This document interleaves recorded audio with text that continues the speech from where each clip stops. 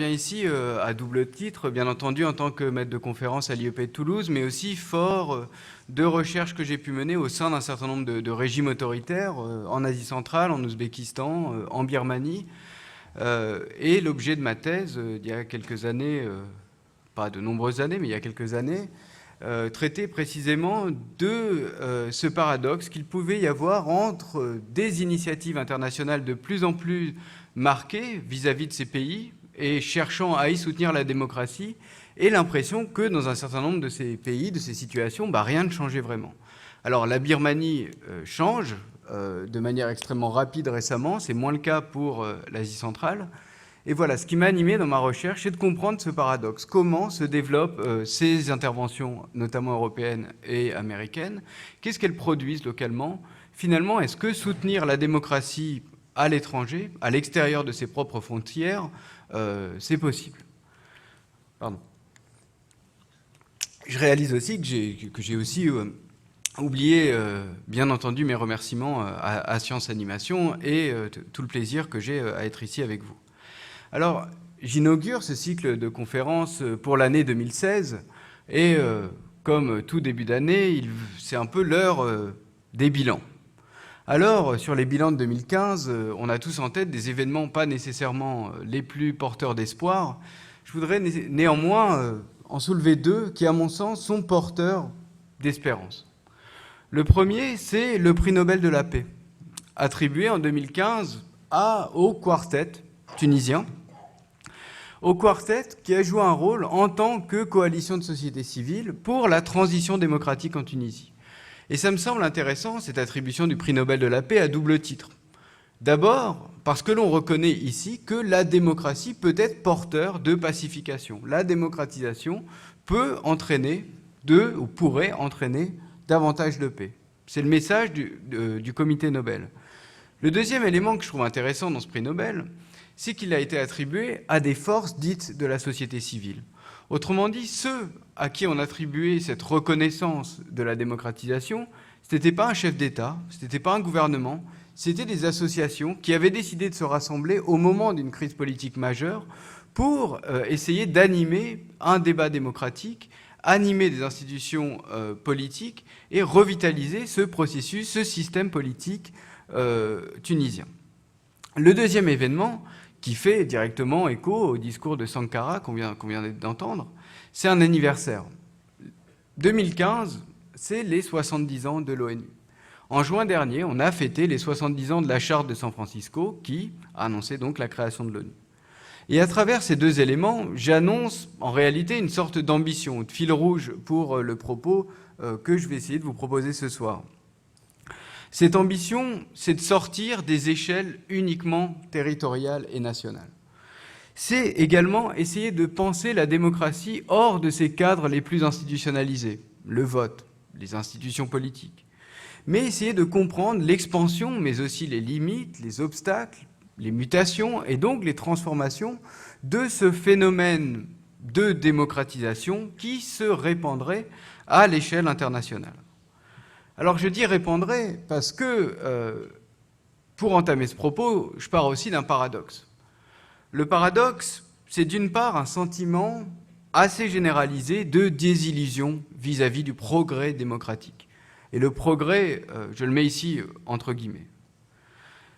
Désillusion vis-à-vis d'un progrès démocratique, mais d'autre part, une expansion continue depuis 1945, à la fois du nombre d'États qui se revendiquent d'un régime démocratique, mais aussi expansion d'un phénomène de gestion commune, de gestion multilatérale des affaires du monde. Un phénomène donc d'approfondissement, d'expansion du multilatéralisme, notamment onusien. On est donc face à une situation où on aurait d'une part une démocratie à laquelle on croirait de moins en moins, ou alors qui serait mise à mal en Occident, mais mise à mal aussi hors de l'Occident, et une ouverture croissante du système international. Mon propos, ce serait donc l'histoire, en quelque sorte, d'une cohabitation heurtée, difficile, entre des mouvements de pluralisation, d'ouverture des champs politiques, et de l'autre, de restriction de ces mêmes champs politiques. Et ce, à des échelles différentes, des échelles nationales, mais aussi des échelles internationales. Alors, dans un premier temps, je voudrais revenir sur la nature, sur les formes de cette désillusion démocratique. Et lorsque je parle de désillusion démocratique, l'expression en elle-même porte toutes les difficultés de la question. Parce que lorsque l'on réfléchit, et lorsque la science politique a réfléchi à la démocratie, aux autoritarismes, au totalitarisme, généralement deux ambitions vont se confondre. Une première ambition qui consiste à analyser, à décrire ce que la science politique se propose de faire. Mais généralement, ça s'adosse à une seconde ambition nettement plus normative qui consiste à juger, à définir le bon régime. Et les travaux académiques sur la démocratisation vont d'ailleurs bien souvent mêler ces deux dimensions et revendiquer un parti pris normatif relativement explicite. Par exemple, Guillermo O'Donnell, c'est un chercheur qui a travaillé sur les démocratisations latino-américaines des années 80, et dès les premières pages de son ouvrage, publié en 1986, il indique « Dès son origine, je me reconnais un biais normatif », et il explique ce biais normatif, « la démocratie politique est désirable en elle-même ». Autre série d'auteurs, Diamond, Juan Linz et Seymour Lipset, à la fin des années 80, là encore, qui travaillent sur les transitions d'Amérique latine, écrivent « Tout comme une proportion croissante de la population mondiale, nous considérons la démocratie politique comme un but en soi. » Sauf que, et c'est là le problème, on va reprendre le thème de ce cycle de conférences, le progrès, la démocratie n'a pas historiquement toujours été considérée comme un progrès, comme une source, comme une marque de ce progrès politique. Alors au début des années 90, la démocratie, indéniablement, c'est l'incarnation du bien politique. C'est un idéal qui se réalise. Certains vont d'ailleurs parler de fin de l'histoire, pour parler d'achèvement de ces systèmes politiques qui se démocratiseraient. Historiquement, la démocratie n'a pas toujours eu aussi bonne presse, y compris en France, et y compris pendant la période des Lumières. La démocratie, au XVIIIe siècle, à la fin du XVIIIe siècle, était critiquée pour ses dérives anarchiques, irrationnelles, voire immorales. Certains philosophes des Lumières, je vais vous en donner lecture, comme certains d'ailleurs révolutionnaires de 89, vont critiquer la démocratie qu'ils jugent associée à des images de désordre, d'anarchie. La démocratie qu'ils critiquent alors, c'est la démocratie directe athénienne, qu'ils jugent dépassée, mais surtout chaotique. Je me réfère ici à un dictionnaire social et patriotique, un dictionnaire publié en 1770. Et dans ce dictionnaire, quand on regarde l'article « démocratie », je cite, il est écrit « Le régime démocratique touche de plus près à l'anarchie que le monarchique ne touche au despotisme. » À la fin du XVIIIe, la démocratie fait référence à un régime révolu, celui de la démocratie directe de l'Antiquité. Et les adjectifs qui reviennent dans les journaux révolutionnaires, ce sont les adjectifs de national, de patriotique, mais aussi de républicain. L'opposition qui se dessine alors entre le républicain et le démocratique, c'est une opposition entre, d'une part, le gouvernement représentatif et de l'autre, la démocratie directe. Sieyès va reprendre cette distinction. Là encore, je le cite. « Dans la démocratie, les citoyens font eux-mêmes les lois et nomment directement leurs officiers publics. » Démocratie directe, donc. Dans notre plan, donc le plan des révolutionnaires, les citoyens font plus ou moins immédiatement le choix de leurs députés à l'Assemblée législative. La législation cesse donc d'être démocratique et devient représentative. Le vocable de démocratie va se banaliser tout au long du XIXe siècle, en France. La définition, malgré tout, de la démocratie reste imprécise. Les contours de cette démocratie restent imprécises. Mais progressivement, à partir du XIXe, la démocratie va revêtir une dimension de plus en plus universelle et universalisante. Et au cours du deuxième XXe siècle, plus particulièrement, le terme qui, jusque-là, était abordé avec une relative prudence, va devenir véritablement un objectif, et même l'étalon du développement politique. La démocratie, c'est le point d'arrivée de l'évolution politique. Et cette idée va émerger notamment en Amérique du Nord dans les années 70, avec les tenants d'une école de pensée, une école qu'on qualifie de développementaliste.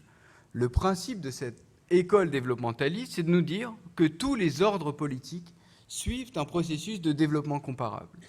Une seule trajectoire de développement anime l'intégralité des systèmes politiques. Et donc, cette idée centrale va reposer sur deux hypothèses. La première, c'est que tous les principes de la modernité, le respect des libertés publiques, la mise en place d'institutions représentatives, tous ces principes existent en germe dans chacune des sociétés. Alors, en germe, ça veut dire qu'ils sont inégalement développés, mais ils sont présents dans chacun des systèmes politiques. Le deuxième principe de l'école développementaliste, c'est de nous dire que tous les États vont tendre vers un but commun, celui de devenir moderne. L'école développementaliste, on a pu la qualifier également d'école de la modernisation. Et devenir moderne, c'est-à-dire devenir dynamique, égalitaire, démocratique. Dans cette perspective, le changement politique est donc tourné tout entier vers un but unique, celui d'une modernité équivalente pour toutes les sociétés.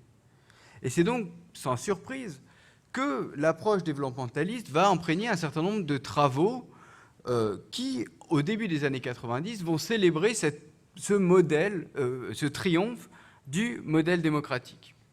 On parle, au début des années 90, de ce triomphe, de la victoire des démocraties. Cette victoire de la démocratie serait une victoire qui aurait procédé en 3 temps. D'abord, en premier temps, des années 50-60, c'est le temps de la décolonisation.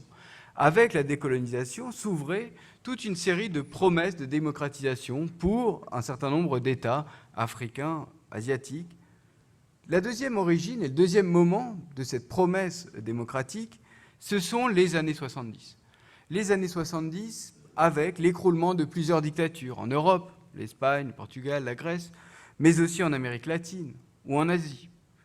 Et enfin, dernier moment qui va aboutir à cette idée de triomphe, c'est l'effondrement de l'URSS à la fin des années 80 et triomphe de la démocratie par l'effondrement de l'URSS et donc par disparition d'une idéologie alternative au libéralisme politique occidental.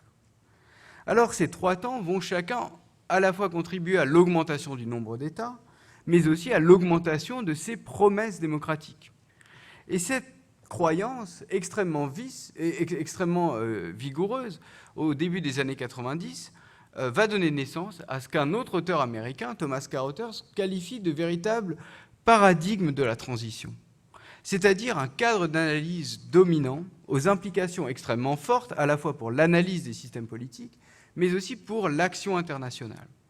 Ce paradigme de la transition, qu'est-ce qu'il nous dit ? Que tout pays qui sort d'une dictature va nécessairement se situer sur la voie de la démocratie. Autrement dit, toute transition politique serait forcément démocratique.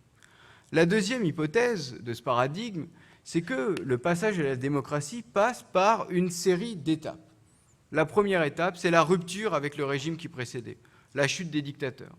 La deuxième étape, c'est celle d'une ouverture. Une ouverture notamment par le biais d'élections.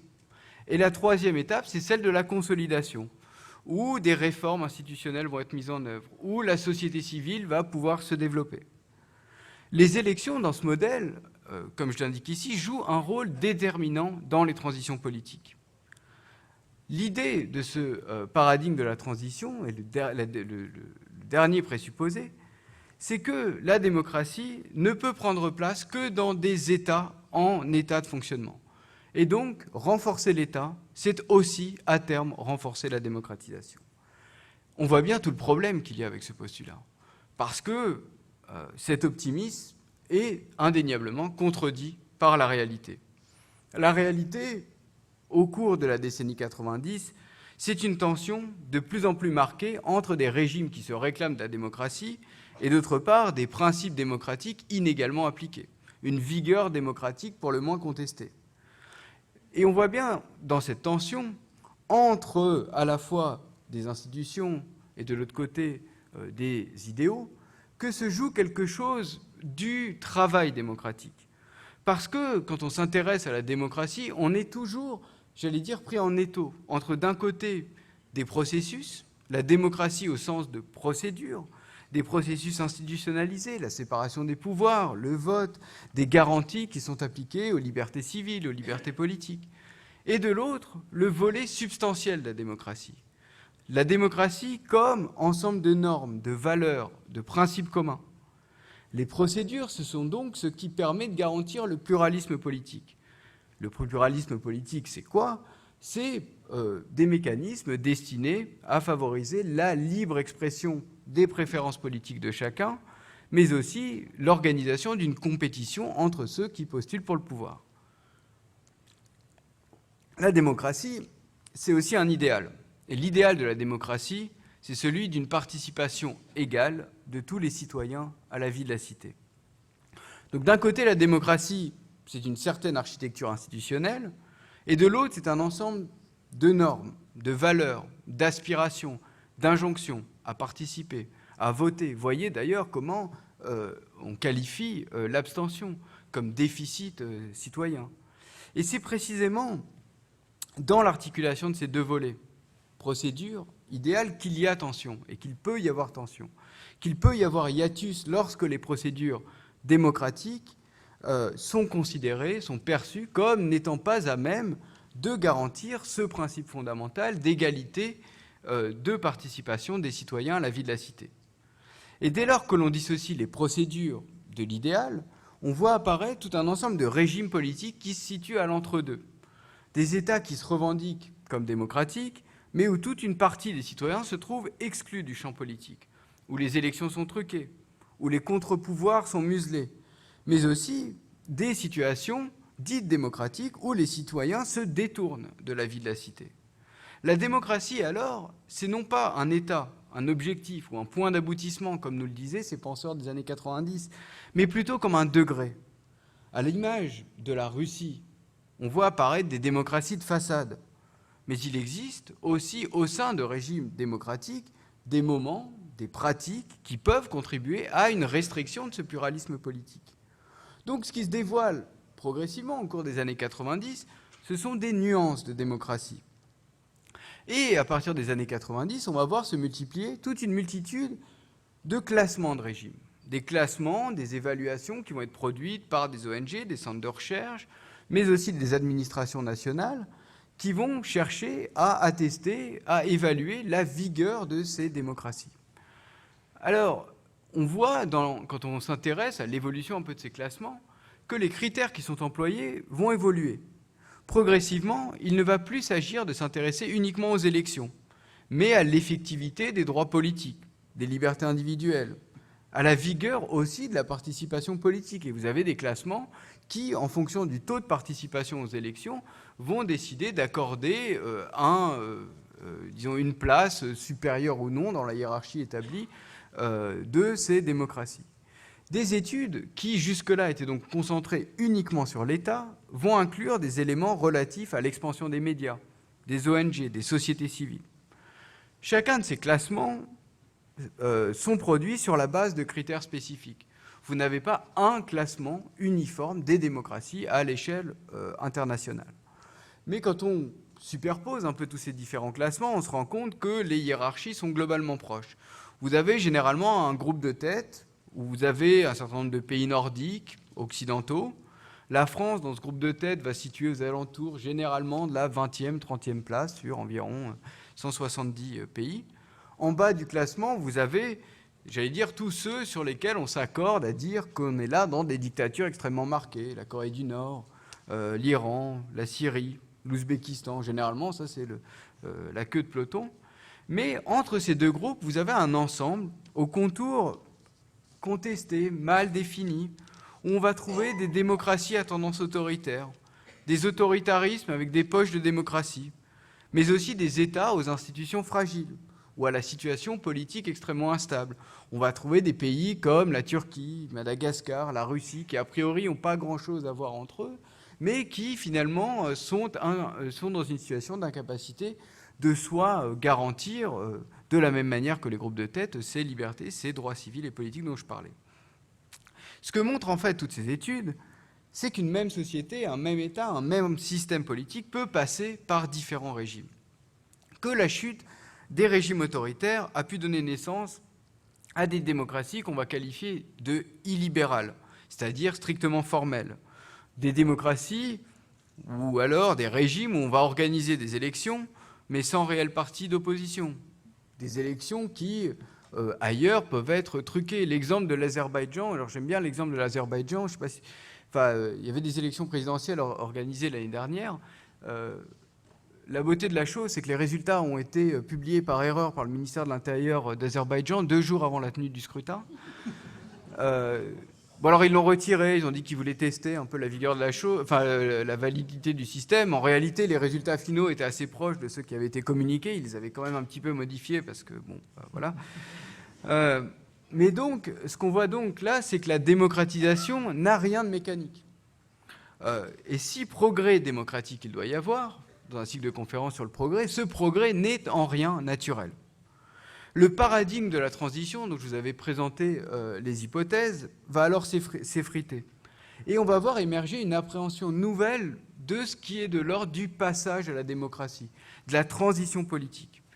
Et cette appréhension nouvelle va, encore une fois, reposer sur différents postulats. D'abord, le premier postulat, c'est que la démocratisation n'est pas automatique. Deuxième postulat, contre le paradigme de la transition, il n'y a pas de modèle unique de passage à la démocratie. Passer à la démocratie, ce n'est pas nécessairement une série de séquences similaires, la chute du dictateur, organisation d'élections, consolidation. Mais ce qu'on va voir, c'est des phénomènes de démocratisation graduelle, des démocratisations qui parfois peuvent produire de cercles proches des élites elles-mêmes. Et on va passer étape par étape. C'est par exemple une des manières de comprendre aujourd'hui la transition politique birmane. Alors certes, ça a pu être extrêmement spectaculaire au moment où des élections ont été organisées, mais le processus a en réalité été bien plus long, organisé et impulsé par des élites politiques ou proches des cercles politiques depuis, disons, le milieu des années 2000. Et donc vous avez là... pas une chute des anciens dictateurs, les militaires sont encore représentés au Parlement birman, mais quelque chose de l'ordre du changement incrémental.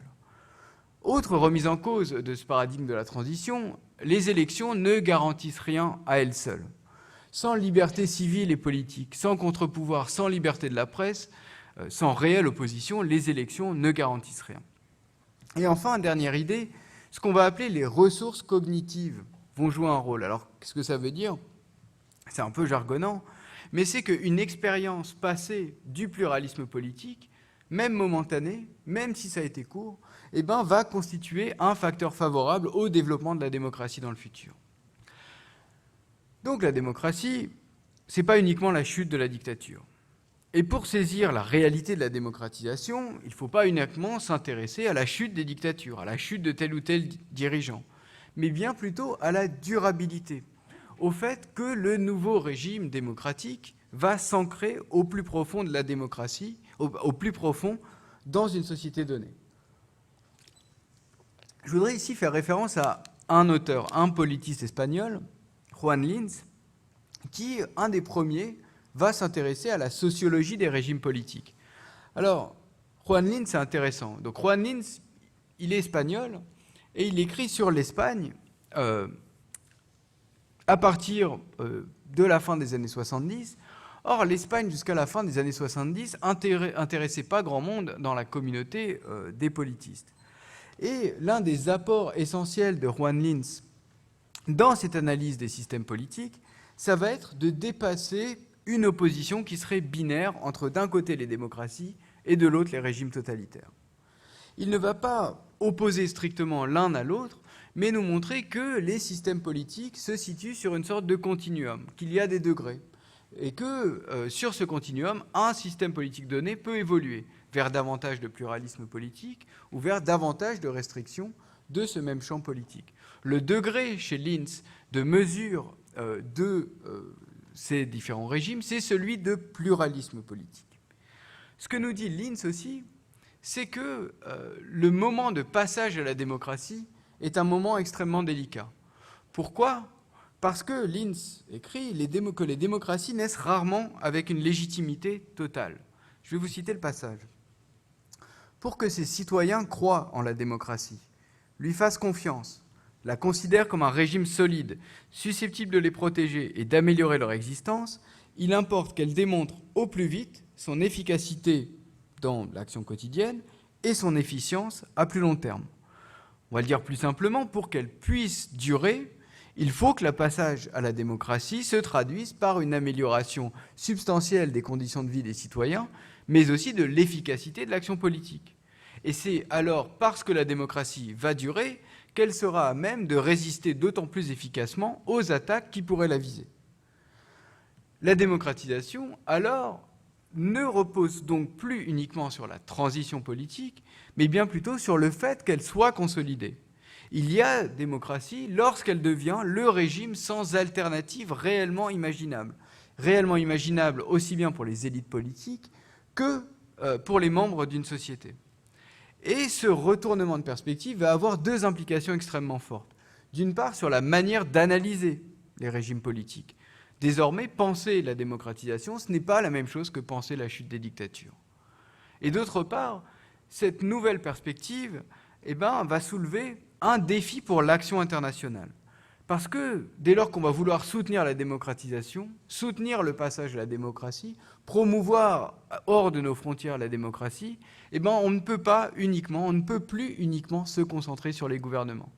Les mécanismes qui jusque-là existaient de conditionnalité de l'aide, c'est-à-dire faites des réformes démocratiques, on vous donnera davantage d'aide au développement, ou alors d'aide bilatérale, d'expertise technique pour renforcer telle ou telle institution, cela ne suffit pas.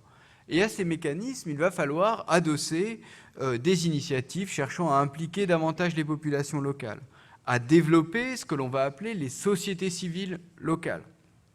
Et ce développement des sociétés civiles locales, ce qui m'a frappé lorsque je travaillais en Ouzbékistan, en Birmanie, c'était que progressivement, ça va devenir la formule privilégiée de l'assistance démocratique. Soutenir la démocratie, on sait bien que ça ne se réduit pas à soutenir des élections. Et donc, dans ce cadre-là, il va falloir soutenir ces acteurs locaux et encourager le développement d'ONG locales. Ce qu'il y a de particulier avec les ONG, c'est donc que progressivement, elles vont devenir à la fois un instrument et un objectif en tant que tel. Les ONG, traditionnellement, notamment les ONG locales, sont ce qui sert à distribuer de l'aide internationale. Sauf que les ONG, ça ne constitue pas un instrument neutre. La figure même de l'ONG, c'est-à-dire de l'association, si vous voulez, notamment locale, va être considérée comme le relais privilégié d'initiatives destinées à promouvoir ce qu'on va appeler la bonne gouvernance. Les ONG vont servir de contre-pouvoir, de garde-fou à une gestion étatique qui pourrait être corrompue, notamment gestion corrompue des flux internationaux d'assistance. Et donc, les ONG, progressivement, c'est un instrument au service du développement, de l'humanitaire. Voilà, les ONG vont pouvoir construire des systèmes d'assainissement de l'eau, etc. Mais la figure même de l'ONG, le fait que des structures associatives se constituent à but non lucratif, avec pour vocation d'être vigilantes vis-à-vis du pouvoir politique, cette fameuse contre-démocratie dont nous parle Rosan-Vallon, cette figure de l'ONG va condenser donc une valeur instrumentale, mais aussi devenir un objectif en tant que tel. C'est alors contre les fondements du développementalisme, c'est-à-dire, finalement, en se développant, un régime politique va devenir démocratique, c'est alors en soutenant l'affermissement de la démocratie, en soutenant l'expansion des sociétés civiles, que l'on va contribuer au développement. On va le dire encore différemment. L'ouverture politique, c'est plus un luxe de riches, mais c'est la condition même pour accéder à la richesse. Et dans ce cadre, les ONG, notamment locales, vont assumer un rôle nouveau, un rôle central. Elles vont être un relais des programmes de développement, mais aussi un relais de la résistance politique contre les autoritarismes. Donc, à partir du milieu des années 80, mais surtout au milieu des années 90, le soutien au développement d'ONG locales devient la figure majeure de l'aide internationale et des programmes internationaux de démocratisation. Le développement des ONG, c'est une double promesse, promesse de l'ouverture politique et promesse du développement économique. Le problème, c'est que cette formule du développement des sociétés civiles n'a rencontré que des succès mitigés. Pourquoi ? Parce que le système international n'est pas conçu pour soutenir des sociétés civiles et des ONG locales. le système de l'aide internationale reste un système extrêmement bureaucratisé, administré, avec des conditions extrêmement strictes pour bénéficier de subventions américaines, de subventions européennes. Si bien qu'on aboutit à une situation où finalement ces acteurs locaux qui deviennent les bénéficiaires de cette aide internationale, ce sont les acteurs les mieux organisés, les plus structurés, généralement les plus institutionnalisés, aussi localement. Un exemple tout bête, mais si vous voulez bénéficier de fonds de l'Union européenne, par exemple, je reprends l'exemple de l'Azerbaïdjan, eh ben, il vous faut avoir un compte en banque. Or, si vous êtes une association de droits de l'homme en Ouzbékistan, aussi d'ailleurs, mais en Azerbaïdjan, il y a peu de chances que les autorités politiques vous reconnaissent légalement en tant qu'ONG. Et donc, vous vous retrouvez dans une situation où vous ne pouvez pas avoir de compte en banque. Dans le même temps, les appels d'offres de l'Union européenne ou des États-Unis par l'Agence de coopération américaine sont des appels d'offres extrêmement longs. Il vous faut répondre avec des dossiers d'environ d'une centaine, 150 de pages, et dans lesquels il vous faut attester d'un certain nombre de garanties institutionnelles pour bénéficier de fonds qui, généralement, sont d'un montant minimum d'environ 100 000 euros. 100 000 euros pour une ONG locale en Azerbaïdjan, c'est énorme. Donc, finalement, les acteurs qui vont, paradoxalement, bénéficier de ces sources de financement, ce sont les acteurs les mieux installés, mais aussi les acteurs qui vont adopter des discours les moins radicaux vis-à-vis des autorités en place. Puisque dès lors que vous êtes ostensiblement et radicalement opposé aux autorités, eh ben les autorités vont vous refuser cet enregistrement et donc vous rendre inéligible à ces fonds internationaux.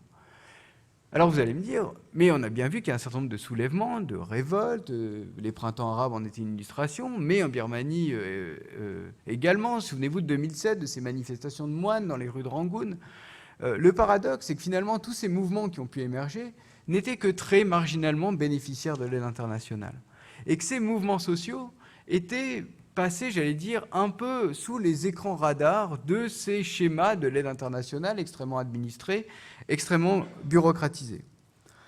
Donc, au terme de cette première partie d'intervention, on voit bien que les processus, les entreprises de démocratisation nous dévoilent un paysage, pour le dire sobrement, assez contrasté, un paysage de l'entre-deux. Paysage où on est face à des situations politiques ambiguës, qui évoluent, des situations politiques fluides. Un paysage également marqué par un certain embarras de démocratie occidentale, de démocratie plus ancienne, lorsqu'il va s'agir de soutenir à l'extérieur la pluralisation des régimes politiques et l'ouverture des régimes politiques. Je finirai néanmoins sur un paradoxe. Le paradoxe de cette situation, c'est que cet embarras, ce paysage de l'entre-deux, semble assez bien s'accommoder d'une certaine ouverture du système international et d'un multilatéralisme qui va aller en s'élargissant depuis la création de l'ONU en 1945. Et c'est précisément sur ce point et cette articulation que je voudrais revenir dans un second temps, c'est-à-dire comment vont pouvoir se comprendre les transformations de régimes politiques avec une évolution du paysage et du système international, notamment onusien. Intuitivement, on pourrait en effet avoir l'idée d'une situation extrêmement paradoxale où à la fois on a des régimes politiques qui peuvent être autoritaires, mais dans le même temps, un système onusien qui va aller en s'approfondissant, et c'est là-dessus que je reviendrai.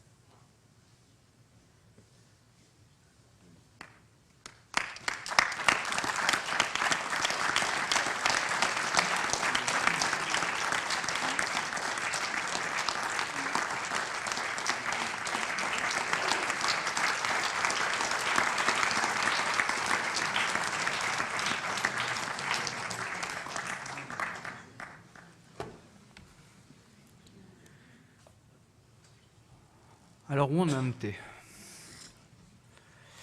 On avait défini d'une certaine manière la démocratie finalement comme un double cadre, un cadre à la fois institutionnel et conceptuel qui repose sur le pluralisme et l'égale participation de tous.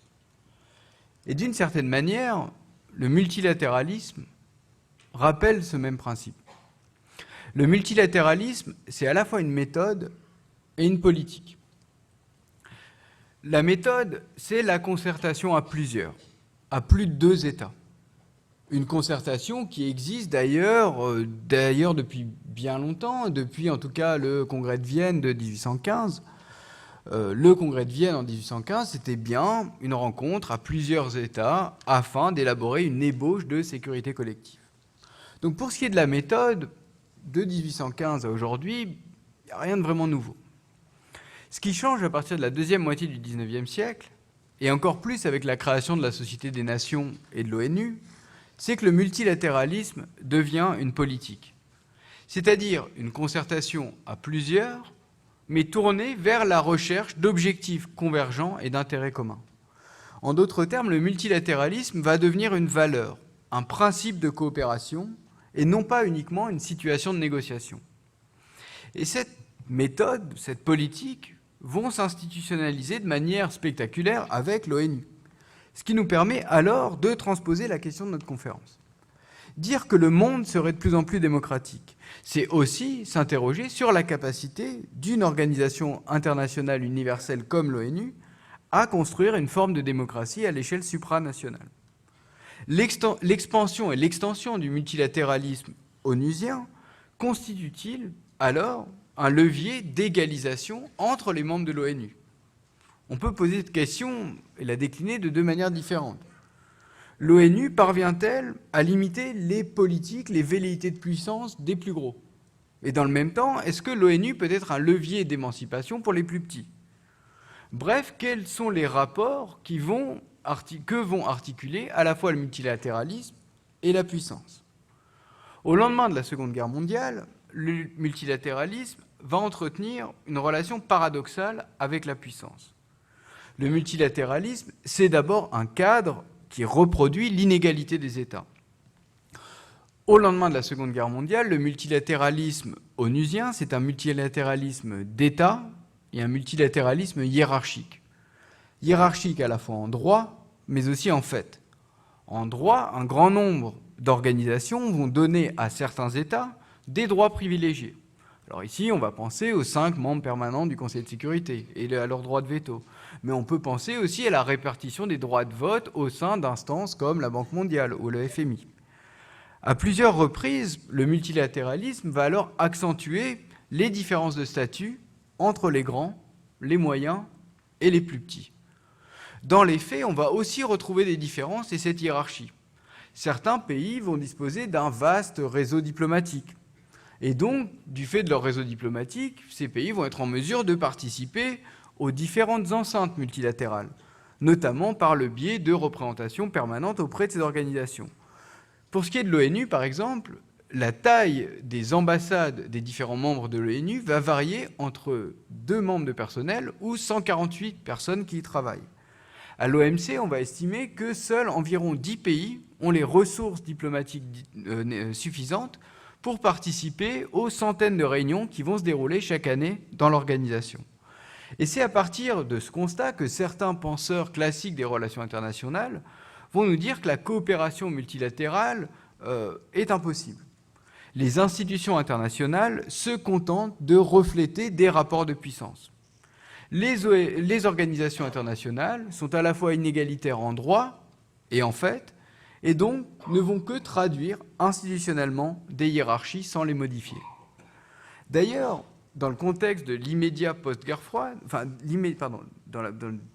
au démarrage de la guerre froide, le projet onusien va rapidement tourner en faveur de ces logiques de puissance. Pendant la première décennie de l'ONU, de 1945 à 1955, l'emprise des États-Unis sur l'Assemblée générale est telle qu'ils sont pratiquement assurés de leur victoire sur les questions qu'ils jugent importantes. Pourquoi ? Parce qu'ils vont s'attirer le soutien des autres États qui vont voter leurs résolutions. Le Conseil de sécurité est aussi paralysé par les vétos, notamment soviétiques. Il y a plus d'une centaine de vétos soviétiques entre 1945 et 1965, mais aussi paralysé par ce qu'on va appeler la stratégie de veto indirect des États-Unis. C'est-à-dire que les États-Unis, plutôt que de poser leur droit de veto, vont essayer de convaincre les autres membres du Conseil de sécurité, c'est-à-dire les 5 permanents et les 10 non permanents élus, de soit s'abstenir, soit voter contre une proposition de résolution soviétique. Alors, bien entendu, je ne voudrais pas ici nier ces réalités. Ces logiques de puissance continuent à imprégner des organisations comme l'ONU. Il suffit de regarder l'attentisme et l'immobilisme onusien à l'égard de la Syrie ou de l'Ukraine pour s'en rendre compte. Mais le multilatéralisme ne se réduit pas à ces rapports de puissance. Le multilatéralisme, c'est aussi une dynamique. Parce que le multilatéralisme va instituer un cadre où les interactions entre ceux qui jouent dans le jeu multilatéral vont être répétées. Le multilatéralisme va inciter à la recherche de compromis et donc va venir d'une certaine manière bousculer ces logiques de puissance. D'abord, le multilatéralisme est prescripteur à l'égard de la puissance. Alors qu'est-ce que j'entends par là ? Que le multilatéralisme, onusien notamment, va produire des normes, va juridiciser la scène internationale. Et en ce sens, va obliger, y compris les plus grandes puissances, à respecter un certain nombre de règles. La règle qui, à de très rares et exceptionnelles occasions, est respectée, c'est par exemple ce principe de souveraineté. Et donc le fait qu'un État ne doit pas s'ingérer dans les affaires d'un autre État. Principe qui est largement respecté aujourd'hui par les membres de l'ONU. Le multilatéralisme a aussi des effets modérateurs, puisqu'il va obliger les grands, les moyens, les petits, mais surtout les grands, à se rencontrer. Et cette logique de modération de la puissance trouve son fondement dans un double phénomène, un double mouvement. Un mouvement d'extension et une logique d'égalisation. L'extension, c'est d'abord l'extension du multilatéralisme onusien à un nombre toujours plus grand d'États. L'ONU, en 1946, c'était 51 États. Plus d'une centaine de pays après les décolonisations africaines des années 60. Aujourd'hui, ça a été évoqué, 193 membres. Et ce dont témoigne l'ONU, c'est d'une certaine manière une unification du monde des États, autour d'une charte fondamentale commune. Alors ce monde est traversé par des insuffisances, des inégalités, des divisions. L'ONU va être critiquée pour ses manques, ses échecs, ses travers. Mais si on compare la situation actuelle avec la situation qui l'avait précédée, notamment la situation sous la SDN pendant l'entre-deux-guerres, on voit bien que la coopération entre les États n'avait jamais atteint un tel stade. À la croissance du nombre d'États membres, on doit aussi ajouter celle des organisations non gouvernementales qui vont aussi être associées de plus en plus étroitement au fonctionnement des organisations internationales. Il existe un mécanisme qui permet d'accréditer des ONG auprès du Conseil économique et social de l'ONU. À la création de cette procédure, il y avait environ 40 ONG qui étaient accréditées. Ce chiffre est passé à 4000 aujourd'hui. Alors certes, et dans d'autres instants, certes, les ONG n'ont pas chacune la possibilité d'agir de la même manière. Certaines sont consultées systématiquement, certaines ont un statut qui ne leur permet uniquement que de bénéficier d'informations. Néanmoins, elles sont toutes associées de manière de plus en plus étroite, y compris pour l'association des ONG aux réunions de l'OMC. Les entreprises également, plus tardivement, mais depuis les années 2000, les entreprises vont être associées à l'action des organisations internationales. On voit se développer des partenariats publics-privés internationaux, notamment dans le domaine de la santé publique. Bref, les membres gouvernementaux comme non gouvernementaux des organisations internationales n'ont jamais été aussi nombreux. Et dans le même temps, cette famille des Nations Unies va également s'élargir. Aujourd'hui, l'ONU, c'est 13 institutions spécialisées, 12 fonds et programmes, des organismes de recherche et de formation, des commissions régionales, 20 départements et bureaux du secrétaire général, etc., etc. Ça, c'est pour la logique d'extension. L'autre mouvement, c'est un mouvement de limitation de la puissance. Parce que le multilatéralisme se présente comme un mécanisme relativement égalisateur. Dans une négociation multilatérale, il y a des différences, des asymétries. Dans une négociation multilatérale, dans le même temps, on ne peut pas faire totalement abstraction des plus petits. À l'ONU, comme dans toute autre instance multilatérale, un accord qui serait uniquement établi entre les grandes puissances ne suffit pas pour remporter la décision, pour devenir une résolution ou une convention internationale. Pour toute décision, il faut obtenir une majorité simple ou qualifiée, ça dépend des cas. Et compte tenu des règles de vote, un État égale une voix, eh ben, les plus puissants doivent toujours faire avec les plus petits, construire des coalitions. Au sein du Conseil de sécurité, pour qu'une résolution soit adoptée, il faut qu'il y ait 9 voix pour. Autrement dit, sur les 15 membres permanents, il faut que 9 s'expriment pour, sans que l'un des 5 membres permanents n'appose de veto. Mais donc, les membres permanents comptent éminemment par ce droit de veto, mais les non-permanents vont avoir une importance extrêmement importante, puisque les membres non permanents pourraient, s'ils le souhaitaient, empêcher qu'une résolution proposée par les permanents puisse être adoptée. Ces logiques, qu'on pourrait qualifier de comptables, ne sont pas sans effet, et on ne doit pas totalement les négliger. Parce qu'au sein d'une instance multilatérale, ce qui va compter, c'est aussi le symbole, la capacité à rassembler derrière soi. Il importe de légitimer sa position, et donc, pour cela, de dégager une majorité. Une belle formule que je dois à Guillaume Devin là-dessus, il nous dit « Le multilatéralisme va élever le prix du mépris ». Et cette recherche de légitimité par l'international se reflète dans l'évolution de l'utilisation du droit de veto au sein du Conseil de sécurité. Depuis les années 90, les membres permanents n'ont presque plus jamais recours au droit de veto. Entre 88 et 2013, uniquement 27 vétos ont été, par exemple, apposés par les États-Unis.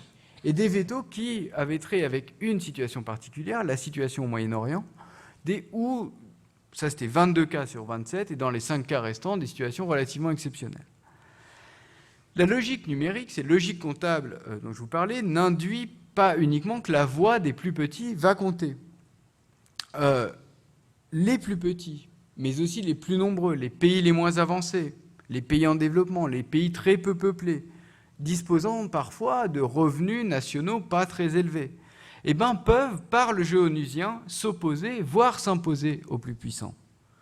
Lorsque les pays du Sud vont se rallier au multilatéralisme, au lendemain des décolonisations, c'est aussi pour témoigner des inégalités du système international et demander un rééquilibrage de ce système international. Et l'exemple emblématique de cette revendication, c'est la création en 1964 de la Conférence des Nations Unies sur le commerce et le développement, que les pays du tiers-monde parviennent à imposer en dépit des réticences des pays occidentaux. Pour eux, il s'agit alors de faire adopter des règles nouvelles pour permettre un rééquilibrage des relations commerciales et du développement. Le multilatéralisme s'intensifie. En s'intensifiant, il ne va pas néanmoins sans susciter un certain nombre de crispations, voire de mouvements de restriction, voire de mouvements de contournement des organisations internationales, et notamment de contournement par un multilatéralisme qui ne serait plus universel comme celui de l'ONU, mais par des logiques de club. On va parler de diplomatie de club ou de minilatéralisme. D'une certaine manière, les clubs, après 1945, peuvent se confondre avec les organisations internationales. Des organisations internationales peuvent venir institutionnaliser des clubs préexistants, comme par exemple l'organisation des pays exportateurs de pétrole, c'était l'institutionnalisation d'un club de pays exportateurs de pétrole, d'un club plus informel.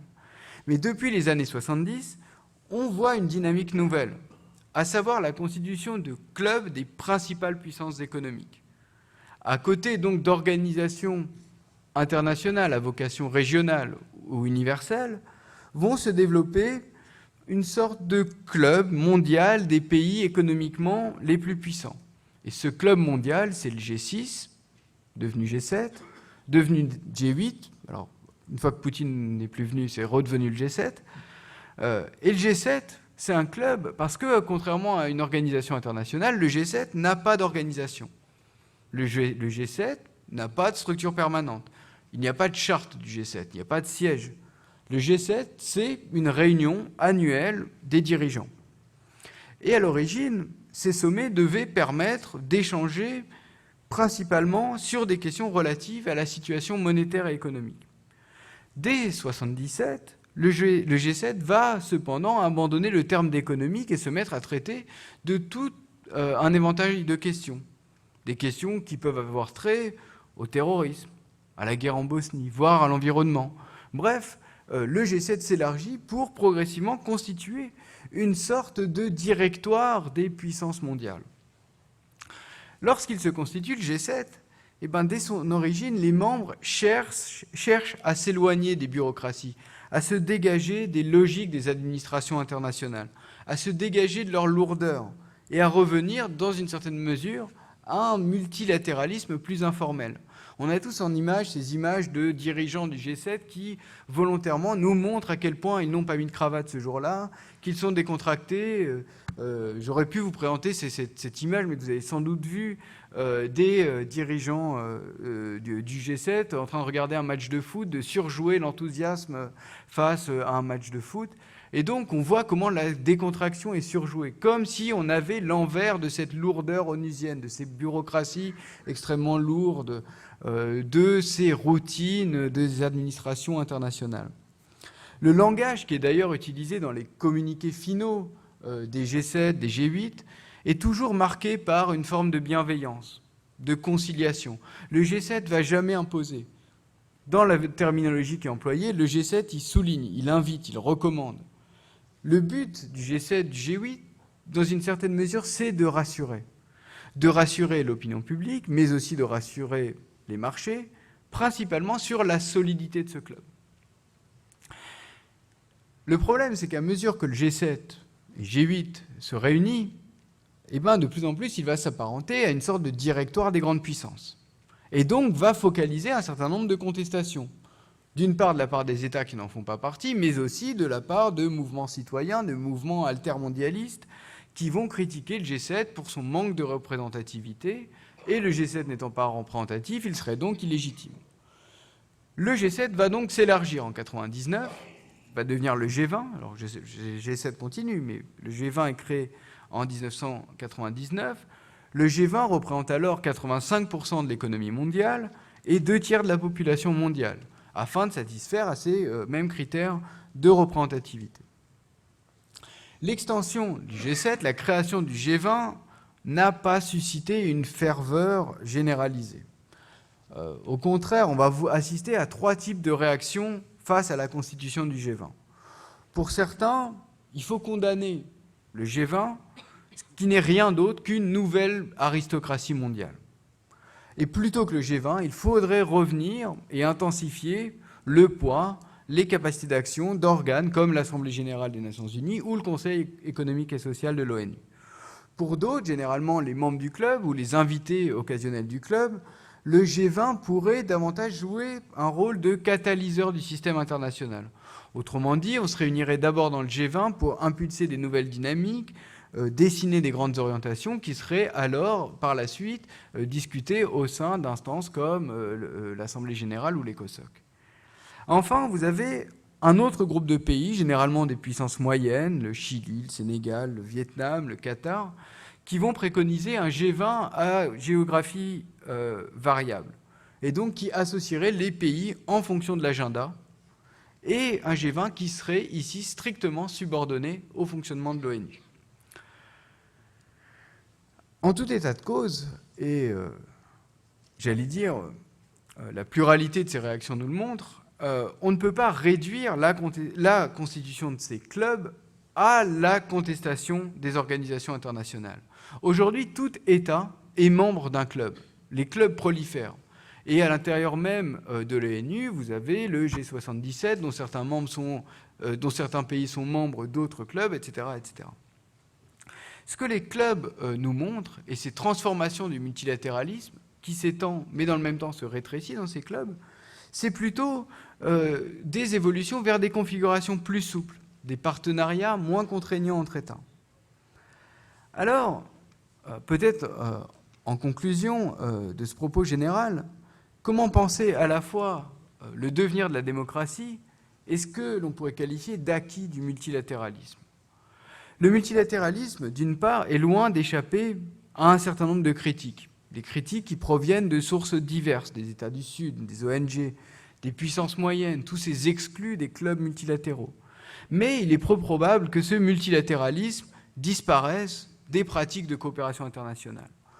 Il semble assez probable de qualifier ce mouvement d'extension du multilatéralisme comme irréversible. Alors pourquoi ce détour par l'international ? Pourquoi, dans une présentation sur y a-t-il de plus en plus de démocratie dans le monde, consacrer toute cette partie au système, aux organisations internationales ? Parce que par l'international, on va aussi pouvoir penser le changement politique et l'avenir du pluralisme politique. Et pour cela, je vais revenir sur la transformation majeure de notre situation, de notre espace mondial, celui d'un resserrement des interdépendances. C'est-à-dire qu'une action entreprise à un endroit du globe va avoir des répercussions quasi immédiates à un autre endroit du globe. Ce resserrement des interdépendances ne date pas d'hier ou d'avant-hier, ne date pas de 1945 ou plus récemment de 1989. Ce processus s'est accéléré tout au long du XXe siècle, mais s'inscrit sur le temps long. La nouveauté peut-être fondamentale de la période contemporaine tient à ce que l'on pourrait appeler la dimension cognitive de l'interdépendance, c'est-à-dire le fait d'avoir conscience de cette situation d'interdépendance. Et les acteurs, même souvent les acteurs les plus démunis, vont avoir conscience d'être dans une situation nouvelle caractérisée par cette forme de rétrécissement du monde. Chacun a donc conscience de ce rapprochement et cette dimension, ce mouvement de rapprochement va alors jouer sur les dynamiques de mobilisation, sur les dynamiques de transformation politique, notamment en passant par l'international pour transformer des régimes politiques nationaux. Des acteurs sociaux vont pouvoir venir s'agréger à l'international pour impulser des transformations dans leur propre système politique. J'ai pu mener une recherche relativement courte, mais sur un certain nombre de mouvements féministes qui ont pu se mobiliser dans le cadre de l'Assemblée générale des Nations unies pour faire adopter une convention internationale contraignante qui s'imposerait par répercussion aux États. Et on voit progressivement des mouvements sociaux qui vont venir s'agréger sur des instruments internationaux, sur des arènes internationales, parce que, dans un certain nombre de cas, ces mouvements ne peuvent pas être audibles dans des systèmes politiques nationaux. L'international devient alors une ressource, un catalyseur de mobilisation sociale et potentiellement de transformation politique. Alors, bien sûr, j'avais posé la question, est-ce que l'ONU, c'est un mouvement d'impulsion d'une démocratie mondiale? En aucun cas, l'ONU, c'est un gouvernement du monde, au sens gouvernement étatique. L'ONU n'est pas venue et ne viendra jamais se substituer aux États. L'ONU n'impose pas. Mais ce que l'ONU va pouvoir provoquer, c'est l'articulation de toute une myriade de processus de coordination à différentes échelles, sur des domaines aussi variés que le changement climatique, on l'a vu récemment, sur la lutte contre le terrorisme, sur les migrations internationales, sur l'égalité homme-femme, et je pourrais continuer la liste. Nous ne sommes alors pas dans une démocratie mondiale, mais bien plutôt, et le terme revient à l'envi, dans une forme de gouvernance globale. Alors qu'est-ce que ce serait que cette gouvernance ? Eh bien, une forme de pilotage plus ou moins coordonné entre une pluralité d'instances et sur des domaines et des échelons divers. Alors vous allez me dire, ça reste encore bien flou, mais ce que finalement induit la gouvernance, c'est une forme de concertation entre des acteurs publics et des acteurs privés, des États et des ONG, des experts et des firmes multinationales, qui vont se concerter pour définir des plans d'action en matière de santé, d'environnement, voire de sécurité. La marque de la gouvernance, d'une certaine manière, c'est la déhiérarchisation. C'est la substitution d'une logique horizontale à un pouvoir qui s'imposerait verticalement. Ce n'est plus l'intérêt national qui s'imposerait, mais la concertation entre acteurs publics et acteurs privés qui devrait primer. Mais à mesure que cette gouvernance va s'approfondir, cette gouvernance n'est pas non plus sans risque pour la démocratie. Parce que certes, la gouvernance, c'est un mécanisme de concertation, mais la gouvernance, c'est aussi un processus de sélection, voire d'exclusion. D'ailleurs, on s'en rend bien compte lorsqu'on regarde la terminologie généralement employée lorsqu'on parle de gouvernance. Dans la gouvernance, on ne va plus parler de peuple, on va parler de société civile. Dans la gouvernance, vous n'avez plus de mouvements sociaux, mais des ONG organisées. Des ONG organisées qui, d'ailleurs, pour un certain nombre d'entre elles, vont bénéficier de ressources financières extrêmement importantes. Par exemple, le budget annuel de Greenpeace, c'est quand même entre 10 et 15 millions d'euros. Et le risque, donc, c'est qu'avec le passage d'un régime démocratique à cette sorte de sacralisation de la gouvernance globale, on en vienne à fabriquer un nouveau mécanisme et un nouveau processus d'évitement du peuple. Un levier, si vous voulez, d'éviction des citoyens au profit d'acteurs organisés, que ces acteurs soient d'ailleurs publics ou privés, mais des acteurs qui peuvent aussi parfois être cooptés au sommet. En effet, dans ces mécanismes de gouvernance, la grande question, c'est qui on va inviter. Comment on va sélectionner les ONG qui participent? Avec qui on se concerte? Quels intérêts, quelles revendications on va écouter? Et donc, le risque, c'est qu'en recherchant des logiques horizontales de gouvernance, de gouvernement, de pouvoir, on en vienne à fabriquer de nouveaux mouvements de restriction du pluralisme. Qu'en devenant gouvernance, la démocratie, si vous voulez, ce ne serait plus le gouvernement du peuple, par le peuple, pour le peuple, mais un gouvernement des organisations, par les organisations et pour les organisations. Et le risque, ce serait alors finalement de dépolitiser la démocratie. Qu'au lieu de viser à la revitalisation de projets politiques, la gouvernance se réduise à un mécanisme de gestion des risques, à un mécanisme destiné à parer des menaces, à prévenir des dangers, et que l'idéal démocratique, cet idéal de la participation de tous les citoyens aux affaires communes, à l'échelle nationale ou internationale, lui, se trouve délaissé. Alors, je suis bien conscient que j'ouvrais cette conférence en vous parlant d'optimisme, un optimisme tunisien, onusien, et je l'achève sans doute sur une tonalité pour le moins prudente ou plus mesurée. Alors j'espère néanmoins que cette prudence, peut-être pas éclairante, mais en tout cas aura été éclairée. Et je vous remercie pour votre attention.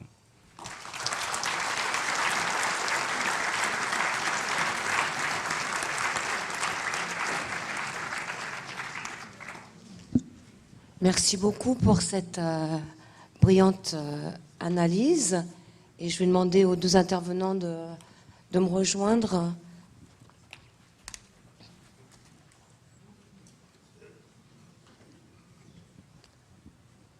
Est-ce que...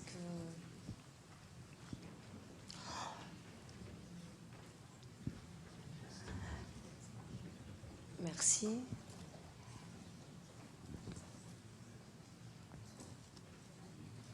Pour continuer un petit peu sur les failles des démocraties, qu'est-ce qu'on pourrait ajouter en ce qui concerne par exemple le G77, vous savez, dont on parle assez peu, mais qui se structure et qui parfois comporte des pays tout de même très riches et qui bénéficient de montants très importants dans des contextes parfois peut-être un petit peu...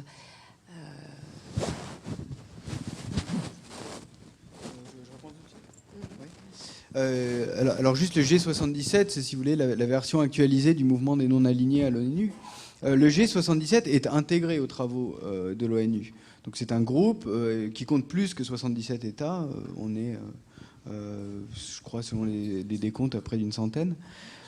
Et qui, effectivement, va chercher à développer un agenda commun et le porter auprès notamment de l'Assemblée générale des Nations unies. Le G7 se distingue du G77 parce que le G7 explicitement cherche à faire rupture avec l'ONU, ou en tout cas dans une certaine mesure cherche à s'en distinguer. Le G77 cherche au contraire à faire vivre, j'allais dire quasiment de l'intérieur, le mécanisme onusien. Donc à mon sens, c'est pas nécessairement une faille. Enfin, c'est plutôt, ça peut servir, en l'occurrence, de préparation et de revitalisation des discussions à l'Assemblée générale. Alors, certes, il y a des différentiels assez marqués entre les ressources dont les pays qui en sont membres peuvent disposer. Mais ça, le niveau de richesse, finalement, n'impacte qu'assez peu sur le caractère démocratique ou non de la concertation. Alors la question peut-être plus intéressante, ce serait de se demander finalement comment se fait-il que des États qui en interne ont un régime autoritaire extrêmement dur parviennent à accepter à l'international le principe de la concertation, voire un certain principe d'ouverture et de pluralisme. Et bien là, il y a quand même à voir avec ce mouvement irréversible de recherche de la légitimité. C'est-à-dire que la légitimité par la puissance, aujourd'hui, ne tient plus uniquement, ou en tout cas est contestée, ou, pour le dire de manière encore plus prudente, est extrêmement coûteux. Et il faut pouvoir en assumer les coûts.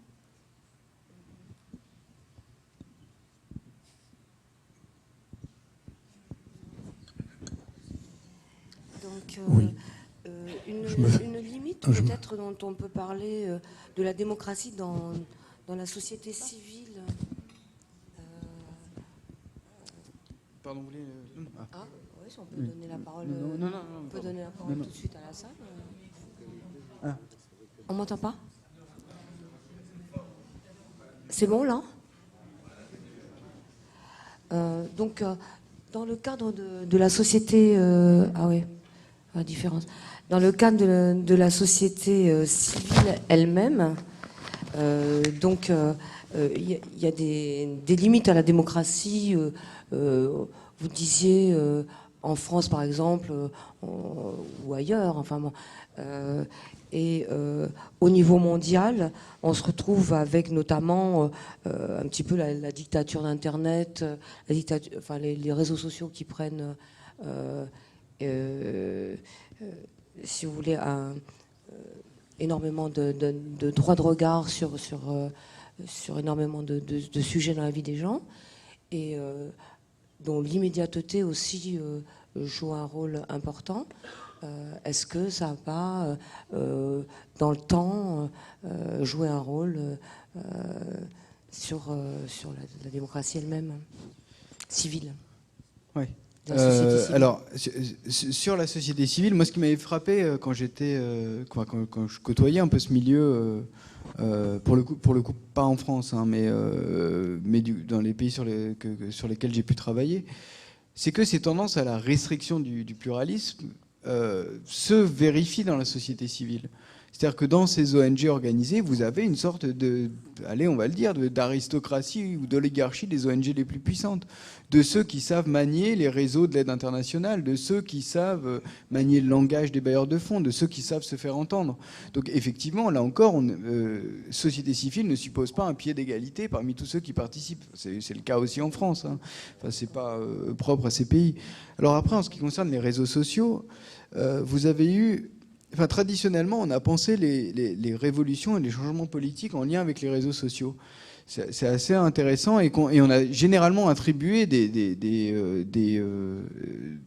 rôles extrêmement forts et des capacités extrêmement fortes de ces mêmes outils technologiques à impulser des changements politiques. L'imprimerie et la Révolution française. Vous avez d'ailleurs des travaux qui ont été faits sur le fax et la fin de la guerre froide. Les téléphones portables et les révolutions dites de couleur, Internet et les révolutions de couleur, le téléphone portable et les printemps arabes. En réalité, certes, vous avez là un nouveau support, mais les dynamiques sociales de mobilisation ne sont pas artificiellement créées par Internet. C'est pas parce que vous voyez un mot d'ordre sur Facebook en disant demain on va tous aller manifester que vous allez y aller. Ces manifestations sont certes catalysées, accélérées, potentiellement organisées plus facilement avec Internet, mais néanmoins, ce n'est pas Internet qui crée le changement politique. Le changement politique, dans tous ces pays, repose néanmoins sur des mobilisations sociales, qui d'ailleurs parfois échouent, hein. Mais on peut imaginer qu'il y ait une utilisation plus fine à un certain moment. Oui, non, mais cette utilisation existe. Mais je pense qu'il faut faire attention de ne pas considérer que la technique induit nécessairement une révolution politique. C'était juste la précision. Bien sûr. Oui. Oui, on va peut-être... Oui. Il y a une question sur laquelle j'aimerais bien avoir votre avis, parce que vous n'en avez pas parlé du tout. Vous avez évoqué les problèmes de la construction de la démocratie dans des pays, dans des pays qui reviennent de loin, qui avaient des régimes autoritaires. Est-ce qu'il y a des stades? Est-ce qu'il n'y a pas de stades? Comment ça se construit? Est-ce que le monde extérieur peut aider, etc. Tel qu'on le présente ici ou tel qu'on le comprend dans cette salle, c'est des questions qui se posent pour les autres pays, pas pour nous. Et il y a quand même un domaine où c'est important, c'est celui de l'Europe. Est-ce qu'on peut construire une démocratie européenne? Est-ce qu'on peut donner à chaque citoyen une part égale? C'est ce que vous disiez. Est-ce qu'on peut construire une démocratie européenne, puisque une grande part, semble-t-il, des difficultés de l'Europe actuellement en temps de construction, c'est justement qu'elle n'est pas démocratique, qu'elle est technocratique. Alors comment est-ce qu'on peut faire? Et est-ce que l'ONU peut nous aider? Faudrait lui demander. En réalité, on peut penser, ou alors on en prend plus. Je peux répondre à celle-là. On peut penser une organisation. Déjà, l'Union européenne, c'est une organisation internationale. Donc, l'Union européenne, comme l'ONU, est une organisation internationale. L'ONU a vocation universelle, vocation régionale pour l'Europe. Ok. Chacune de ces organisations internationales est, si vous voulez, prise dans un dilemme avec trois pôles. Il y a un pôle qui est celui de la représentativité. Est-ce que l'organisation en question est représentative de ce qu'elle se prétend être? C'était le problème de la SDN. La SDN disait on est une organisation internationale, universelle. Bon, manque de bol, les États-Unis n'en étaient pas membres, ce qui posait un problème assez sérieux, ce qui pose un problème à d'autres organisations type Cour pénale internationale.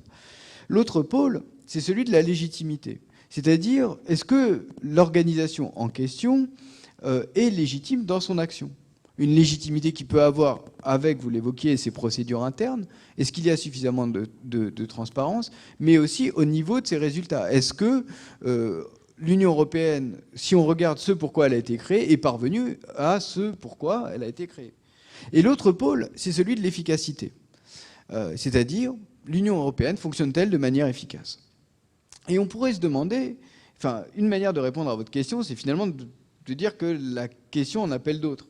Dans un sens où ces trois pôles vont entrer en concurrence. Vous pouvez être très efficace, mais pas du tout représentatif. Vous pouvez décider tout seul de faire quelque chose, et ça marche très bien. Le problème, c'est que si vous êtes plus représentatif, vous êtes plus légitime. Mais dans le même sens, si vous êtes extrêmement représentatif, si tout le monde participe, il y a fort à parier que vous n'arriverez pas à prendre une décision. Et donc, si vous n'arrivez pas à prendre de décision, vous avez un déficit d'efficacité, et donc vous n'êtes plus légitime pour intervenir, puisque vous n'êtes pas à même d'agir dans le sens que vous avez donné. Et donc l'Union européenne est toujours prise dans ce pôle-là. C'est-à-dire qu'il va y avoir une tentation d'ouvrir plus avec ce principe d'initiative citoyenne où vous réunissez des membres pour rapprocher les citoyens de l'Union européenne, de leur permettre d'avoir des canaux pour qu'ils puissent alimenter de leurs désirs ou de leurs interrogations l'action de l'Union européenne. Vous avez également des tentatives cherchant à rapprocher lors des élections les citoyens des institutions européennes. L'élection du Parlement européen. Par exemple, la constitution de listes européennes, progressivement. Tout cela cherche à rapprocher, à rendre les institutions européennes plus représentatives. Le problème, c'est que l'Union européenne a été pensée comme une institution avant tout devant être efficace, devant répondre à des logiques strictement, en tout cas originellement et avant tout économiques, et que, j'allais dire, l'idée étant de dire, la paix, la cohésion allait venir dans un second temps. Le problème, c'est qu'on a l'impression aujourd'hui, effectivement, comme vous le soulevez, que l'Union européenne s'embourbe un peu dans ces logiques d'efficacité et d'action au plus immédiat, et que les petits, j'allais dire, sparadraps pour renforcer la participation citoyenne, ça marche pas, parce que c'est devenu un machin tellement compliqué qu'on a beau essayer de revitaliser ça par des élections, par des campagnes de communication, souvent d'ailleurs assez affligeantes quand on regarde les clips destinés à démocratiser le fonctionnement des institutions européennes. Quand même, il faut bac plus 8 pour comprendre, et encore, il faut faire des thèses régulières pour comprendre le fonctionnement. Donc ces différents pôles, à mon avis, tiraillent dans un sens ou dans l'autre les institutions européennes et l'Union européenne. Pour autant, dans le même sens, et tout le paradoxe, c'est qu'on voit bien qu'il y a une demande de démocratie et d'Europe. Souvenez-vous de la place Maïdan à Kiev. C'était extrêmement frappant quand même de voir que l'Europe était encore perçue comme le symbole de la démocratie, qu'il y avait encore cette vitalité et cette aspiration. Donc je pense que l'espoir est encore possible, mais qu'il est nécessaire et urgent d'agir à la fois sur la transparence des procédures, sur le respect des engagements et sur une plus grande représentativité, malgré tout, des différentes composantes de l'Union européenne. Donc, est-ce qu'il y a des questions, monsieur ? Oui. Peut-on parler de démocratie sans parler d'économie, de la démocratie économique et des relations économiques démocratiques ? Alors, je vais essayer de répondre à cette question, mais vous me dites si je n'y réponds pas directement. L'association entre démocratie et économie est assez ancienne. C'est le postulat, notamment que, enfin voilà, c'est le doux commerce de Montesquieu, mais c'est aussi cette idée de paix libérale, c'est-à-dire en faisant commerce, on va favoriser à la fois la démocratisation, là on se rapproche du développementalisme, mais aussi le commerce va favoriser la constitution de relations pacifiques entre les différents États. Donc intensifier le commerce, favoriser l'économie, favoriserait à terme la démocratisation. Alors le problème, j'essaie d'en dire un mot, c'est que uniquement soutenir la démocratisation par le commerce et par le soutien au secteur économique ne fonctionne pas.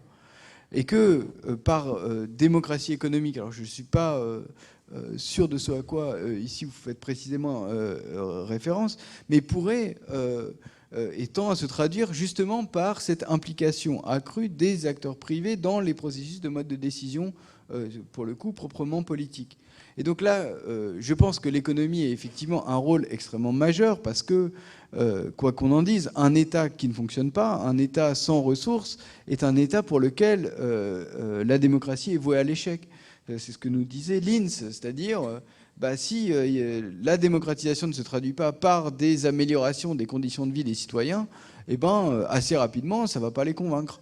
Et ce qui les intéresse dans le système politique, c'est aussi la manière dont le système politique va agir sur leur propre vie quotidienne. Donc en ce sens-là, il y a un lien bien évidemment étroit.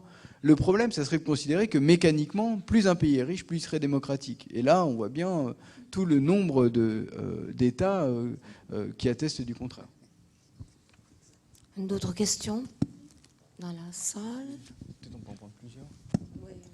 Oui, alors juste une remarque. Tout à l'heure, l'orateur a dit l'Ukraine, quel espoir de regarder vers l'Europe. Bon, alors on est dans l'Union, on est des citoyens de l'Union très majoritairement ici. Moi, dans l'Union, je vois un pays comme la Hongrie. Et dans ce pays comme la Hongrie, je vois Viktor Orban qui multiplie les provocations vis-à-vis effectivement de ce qui est un petit peu la base de cette culture démocratique voulue par l'Union. Comment arriver effectivement à concilier cela, y compris d'ailleurs Viktor Orban, avec une lecture de l'histoire de la Hongrie qui est tout à fait surprenante. Et la Hongrie d'aujourd'hui, enfin une partie de la Hongrie d'aujourd'hui se complaît dans le culte de son dictateur des années 30, donc l'amiral Horthy. C'est quand même un petit peu sidérant. Comment expliquer ça ? Et sans oublier la Pologne, qui est au banc des accusés là depuis 3 jours. Je l'ai l'ajouter,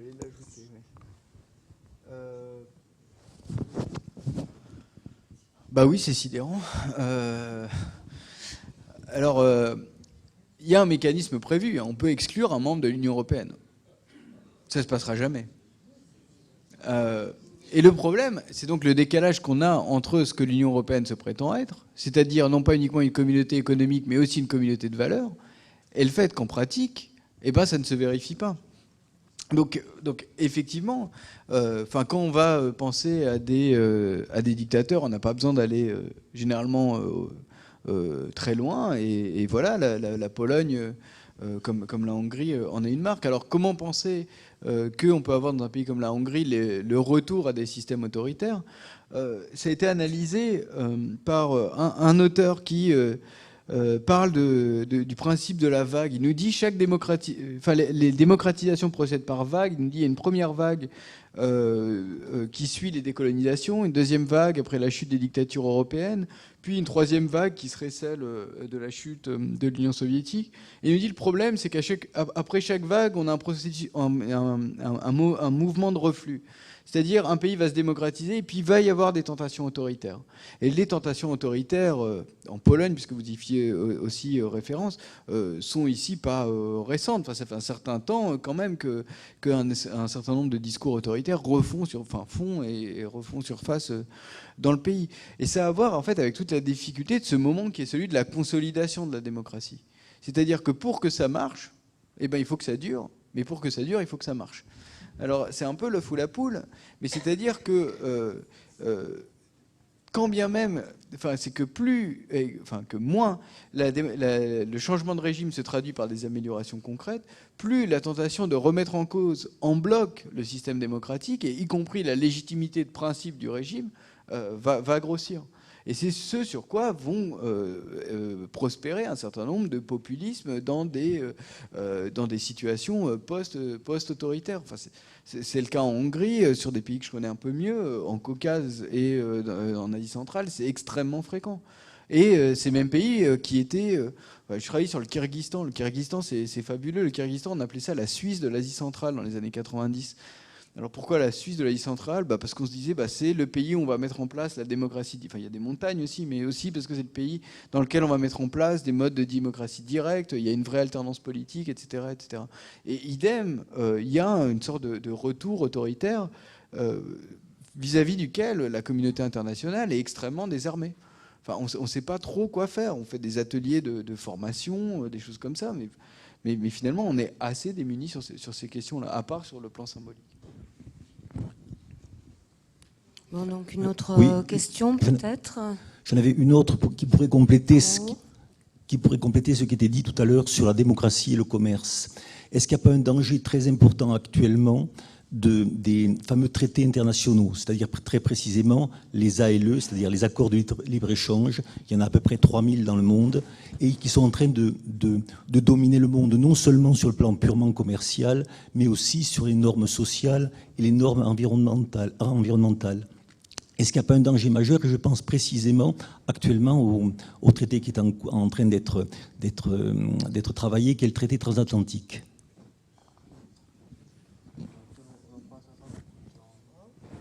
Bon, une ou deux autres en même temps. Monsieur, à nouveau. Oui, monsieur le conférencier, est-ce que pour vous, Syriza, en Grèce, ou en Espagne, le résultat des dernières élections, avec Podemos, c'est plus de démocratie ou c'est une sorte d'autre figure du populisme, plus sympathique peut-être qu'un populisme qui défilerait en uniforme au pas de loi, quelque chose comme ça. Quant à l'image de la Suisse, je me méfie parce que je me rappelle que le Liban, c'était aussi la Suisse du Moyen-Orient, donc c'est vraiment un pays compliqué, quoi. Et enfin, peut-être...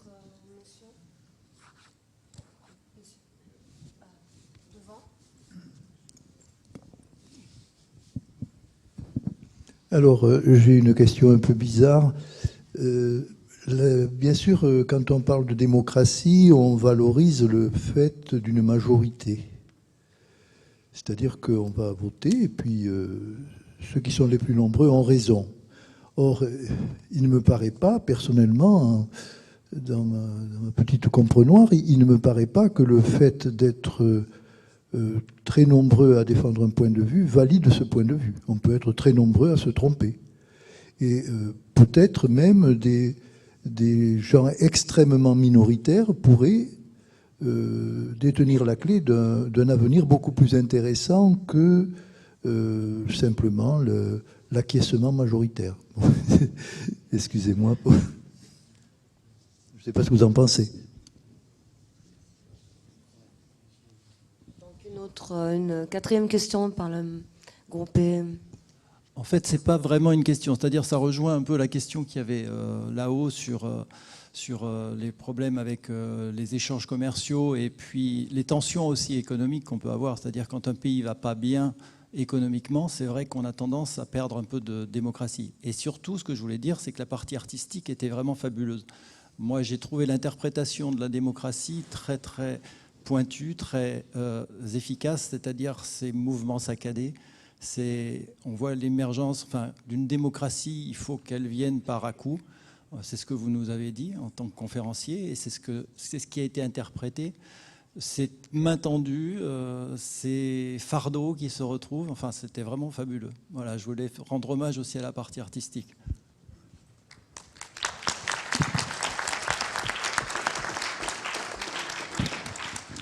Donc, on va peut-être vous donner la parole. Merci beaucoup. C'était un petit pari que d'interpréter dans le corps cette question-là, qui déjà suscite beaucoup de débats. Donc du coup, voilà, là c'était et du coup j'ai pris l'entrée alors du peuple ou de la société civile, voilà, par cette question qui m'est venue un peu de fait de se dire, ben voilà, la démocratie, est-ce que c'est pas déjà en tant qu'individu pouvoir prendre le pouvoir sur ce qu'on est, voilà, même là, nous, dans nos corps, dans nos quotidiens, dans les endroits où on vit, dans les petites démocraties qui peuvent nous entourer sur les territoires plus restreints déjà. Voilà, je ne me suis pas attaquée à l'international, même s'il y a des images communes. Et voilà, du coup, j'ai essayé de questionner un petit peu cette question-là dans l'état que ça crée aussi, et dans un état, en tout cas que j'ai vécu comme un état de révolte, un petit peu. C'est un peu pour ça que j'ai travaillé sur le texte de Thomas Sankara, au début sur la première partie d'Ansé. Voilà, dans cette idée de ne pas qu'espérer, même si le vert était de couleur ce soir, mais de transformer l'espoir aussi en acte et en action. Merci.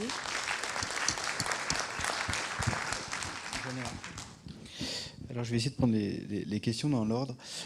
Sur les traités de libre-échange, en fait ça m'évoque une figure qui est que, à mesure qu'on va plus parler de politique mais de gouvernance, ou de gouvernement mais de gouvernance, ce qu'on voit, c'est la substitution d'un processus de régulation, la négociation de la norme, au vote de la loi. Et pour moi, ces traités sont progressivement l'incarnation, alors par leurs conséquences peuvent être dangereux, mais sur leur mode d'élaboration même, peuvent venir écorner un peu ce fondement démocratique. Dans le sens où désormais, ce qui se joue, c'est la capacité de se mettre d'accord sur une norme, mais non pas des citoyens qui vont voter une loi, ou vont avoir à se prononcer directement sur ces traités qui va directement les engager. Alors, rapidement, hein, sur la question Syriza, Podemos, alors, de manière extrêmement prudente, je vais peut-être pas me prononcer sur leur programme, parce que la question du populisme renvoie ici à ce qu'ils défendent, mais ce qui me semble particulièrement intéressant dans l'émergence de ces mouvements, c'est que c'est une incarnation de ce qui continue à faire cruellement défaut en France, c'est-à-dire le renouvellement du personnel politique. Si on parle de démocratisation comme égale opportunité et participation des citoyens à la vie politique, on voit quand même, Bourdieu nous le disait déjà il y a 30 ans, mais de clôture du champ politique. C'est quand même assez stupéfiant de voir à quel point ce sont quand même majoritairement les mêmes figures qui reviennent. Alors, que ça passe par des mouvements potentiellement qualifiés ou qualifiés de populistes, Syriza ou Podemos. Ce qui frappe quand même quand on regarde, par exemple, le Parlement de Madrid, je crois, a été mis en place aujourd'hui. C'est quand même assez sidérant, quoi, quand on regarde le Parlement. On voit que visiblement, c'est pas des habitués de la chose, quoi. On n'est pas dans des professionnels de la politique. Donc, peut-être que dans le... voilà, et du coup, ça fait écho à une autre chose, qui est de penser la démocratisation d'une démocratie telle que la France. Comment on peut penser... et d'ailleurs, les classements internationaux auxquels je faisais référence, si la France est généralement pas très bien placée, bon, il y a un ensemble de mécanismes institutionnels qui est généralement critiqué, mais ce qui est généralement mis en avant, c'est l'abstention électorale. Les taux d'abstention électorale sont tels en France que quand même ça nous invite à nous demander à quel point on est dans une vigueur démocratique et la participation des électeurs et des citoyens à la vie de la cité. Donc, si renouvellement des personnels politiques pourrait au moins favoriser, j'allais dire, une participation plus accrue, bah, c'est quand même peut-être un signe d'espoir ici. Alors après, sur le fait qu'on peut être nombreux à se tromper, bah, évidemment. En sociologie politique, il y a eu pas mal d'études qui ont été montrées sur notamment comment les populations votaient dans le cadre de référendums. Et ce qui s'est avéré, c'est qu'en réalité, dans un référendum, on répond généralement pas à la question qui est posée.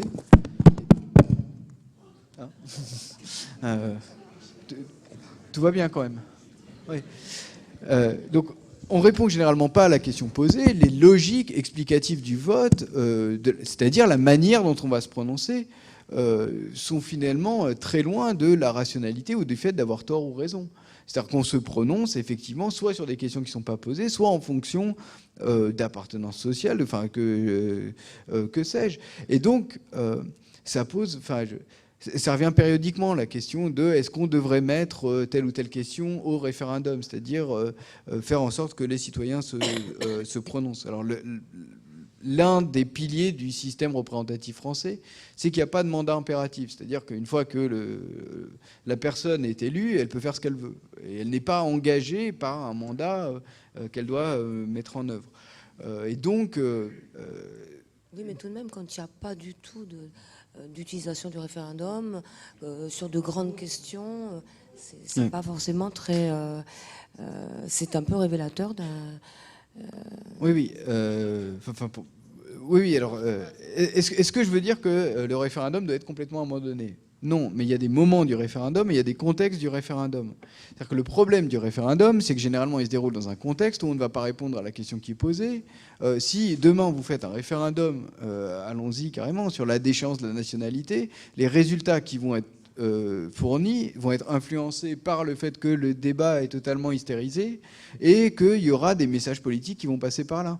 Donc finalement, quelle serait la valeur à accorder à ce référendum ? On ne se prononcera pas sur la mesure en tant que telle, mais soit sur un personnel politique, soit sur un message plus général qu'on veut faire passer, mais pas véritablement ici. Enfin, je pense qu'il ne faut pas non plus se tromper dans une certaine manière, de se tromper de rôle dans la manière dont a été conçue la démocratie représentative. Et le référendum pose un certain nombre de questions. Enfin, désolé, mais si on revient à la Suisse, quand vous regardez les votations citoyennes en Suisse, je n'avais jamais regardé de près, mais il s'avérait que j'étais en vacances avec un ami suisse qui devait voter. Et je lui dis, mais comment tu arrives à suivre ce qui se passe ? Il me dit, ah non, mais moi je n'ai aucune idée de ce pourquoi je vote. Je prends les directives de vote de mon parti politique et je les applique dans le référendum, mais c'est tout. Donc, autrement dit, à quoi on répond dans ce type de référendum ?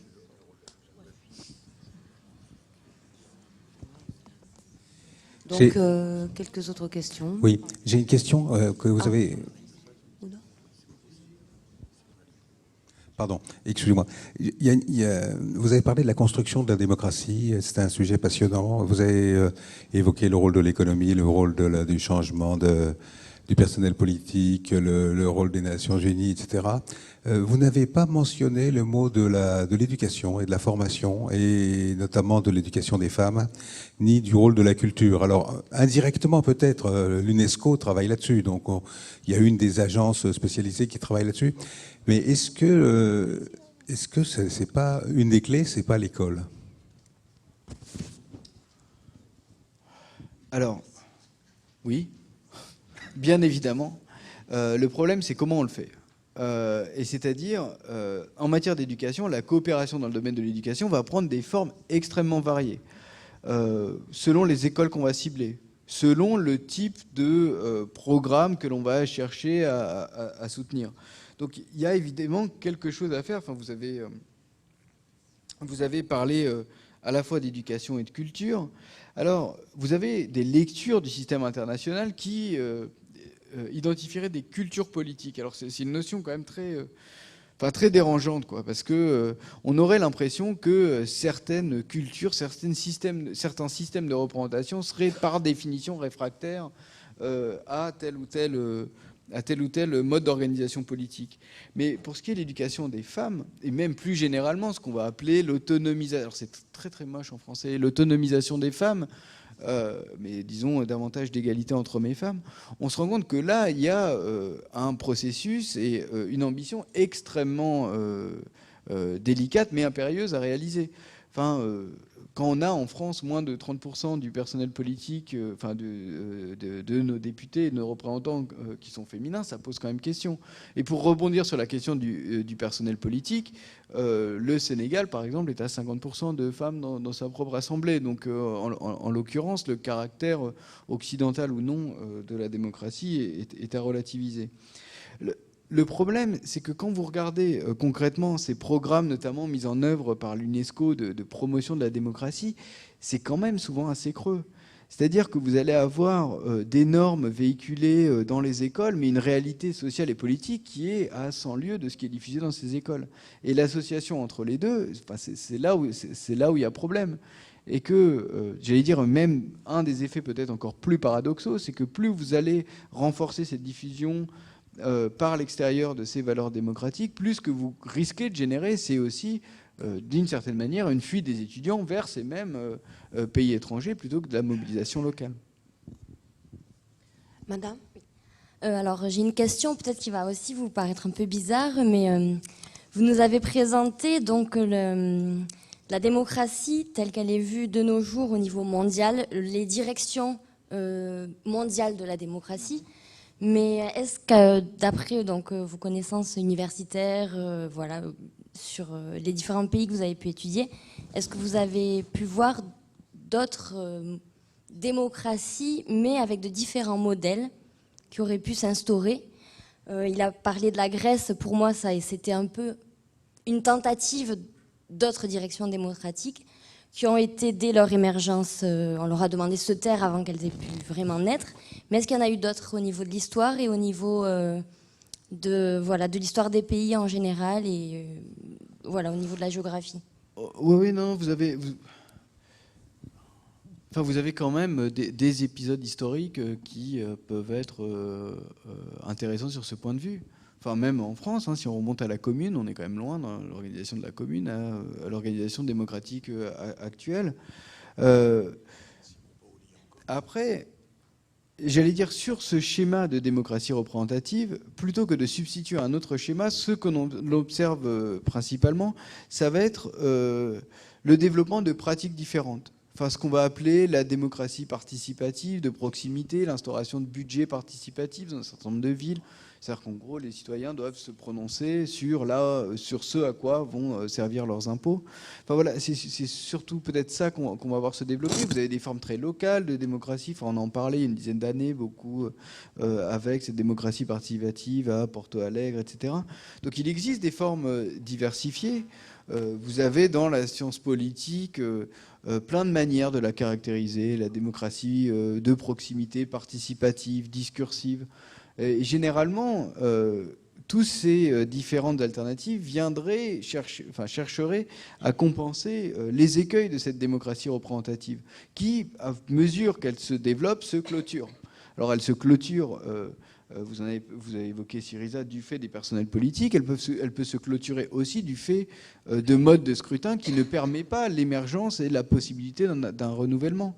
Enfin, commence à émerger, par exemple en France, quand même des critiques sur le scrutin majoritaire à 2 tours qui finalement contribuent à une certaine discipline des partis, des blocs relativement monolithiques et une distanciation de plus en plus grande entre les personnels politiques, voire les professionnels politiques et les citoyens. Donc il a existé d'autres formes très intéressantes et généralement quand même, malgré tout, momentanées. Donc ce que vous évoquez avec, on a dit au grec de se taire, c'est le cas aussi pour les épisodes type de la Commune. Donc est-ce qu'on prend d'autres questions encore? Ou est-ce qu'on...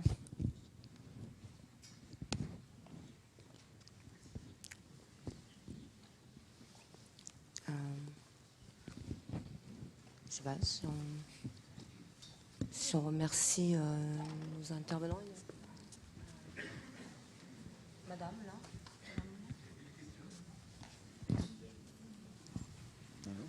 Bien. S'il n'y a plus de questions, je crois qu'il nous... Une petite dernière. Question. Oui, mais où? Ici. Ah, pardon, d'accord. J'ai lu un livre qui s'appelle Contre les élections, je ne sais pas si vous en avez entendu parler, qui dit que démocratie, c'est pas forcément synonyme d'élection, et que pour impliquer les citoyens, il faut qu'ils aient une chance aussi de passer au pouvoir, enfin c'est ce que vous disiez. Et donc, par exemple, on peut procéder à des tirages au sort ou des choses comme ça. Qu'est-ce que vous en pensez ? Alors, je vais dire rapidement, mais ça revient très régulièrement, cette idée. Enfin, généralement, toutes les soirées électorales, c'est un peu la même chose. C'est-à-dire que le soir, on va déplorer le faible taux de participation. Le lendemain, un débat sera organisé et on va dire, finalement, est-ce que le tirage au sort, ce serait pas mieux ? Le problème du tirage au sort, c'est déjà que c'est extrêmement compliqué à organiser, mais c'est que ça peut poser, encore une fois, des problèmes de représentativité extrêmement profonds. Et donc cette exigence de légitimité, de représentativité dont je parlais, quand même le tirage au sort peut venir contre ça. Et c'était, j'allais dire, relativement commode quand il s'agissait d'organiser un tirage au sort à Athènes au 5e siècle avant Jésus-Christ. Ça se complique quand même considérablement maintenant. C'est-à-dire que vous allez tirer au sort, est-ce que vous, par exemple, vous allez mettre des cadres prédéfinis ? C'est-à-dire qu'on va faire en sorte qu'il y ait quand même un jeune, une femme, un homme est-ce que vous allez biaiser la représentativité avant le tirage au sort ? Ou vous allez dire, finalement, non, c'est uniquement le tirage au sort qui va jouer. Après, le tirage au sort, c'est quelque chose qui est encouragé. Par exemple, qui est encouragé dans des mécanismes aujourd'hui, par exemple, de mobilisation des comités citoyens à l'échelle très locale, où vous pouvez avoir recours par des municipalités au tirage au sort. Mais c'est généralement fait dans des échelles quand même restreintes, ce qui pose la question de la transposition à une échelle plus large.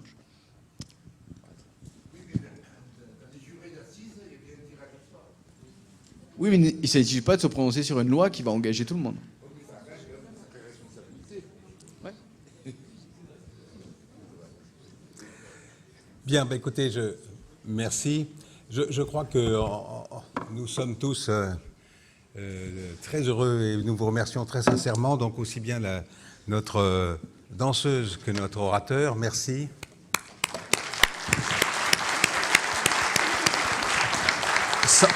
Sans oublier, bien sûr, notre animatrice que nous remercions, et pas seulement parce que c'est une assistante assidue des Découvrades depuis très longtemps. Merci beaucoup. Alors, nous continuons notre sujet sur le progrès, et il y a une question qu'on peut se poser, c'est de savoir s'il y a des domaines qui échappent au progrès, qui échappent aux griffes du progrès. C'est un peu un des éléments qu'on va voir la fois prochaine, et nous allons le faire sur un sujet bien précis qui est peut-être un peu provocateur, mais qui est de savoir s'il y a un progrès en matière de pédagogie. C'est pas du tout évident. Est-ce que la pédagogie est un art? Est-ce que c'est une science? Est-ce que c'est les deux à la fois? Est-ce que c'est l'un ou l'autre? Qu'est-ce qu'on peut dire là-dessus? Est-ce que, par exemple, les progrès de la neurophysiologie ou les progrès des outils numériques, est-ce que ça change quelque chose en matière de pédagogie? Est-ce que la pédagogie progresse? Est-ce que c'est une science? Est-ce qu'on peut enseigner la pédagogie? Donc je crois que ce sont des sujets extrêmement intéressants aussi, parce que pas du tout évidents. Et nous avons une conférencière de choc, puisque Hélène Bernard, donc rectrice de l'Académie de Toulouse, et chancelière des universités, a accepté de venir. Alors faites attention, ça se passe le 4 février, c'est-à-dire c'est assez proche, et je suis sûr que nous serons nombreux aussi à venir voir si la pédagogie progresse.